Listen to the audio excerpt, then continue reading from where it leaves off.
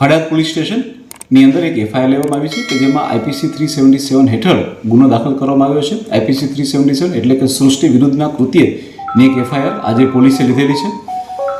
હું આની અંદર આપ સર્વને મીડિયાના માધ્યમથી કહેવા માંગીશ કે કેટલાક ટીખળખોરો અને કેટલાક સોશિયલ મીડિયામાં ટ્વિટર ઉપર ટ્વીટ કરીને એવી માહિતી પ્રસારિત કરી રહ્યા છે કે આ બાબતમાં પોલીસે પહેલાં અરજી લીધી અને ત્યારબાદ જે છે એ પોલીસે એફઆઈઆર લીધી.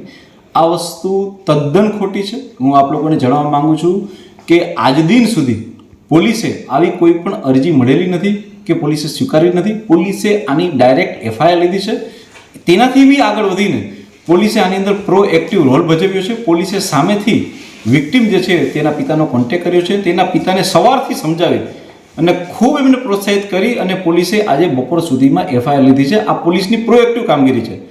ન ગણ્યા સમયમાં જ પોલીસે આ તમામ આરોપીઓને પકડી બી લીધા છે અને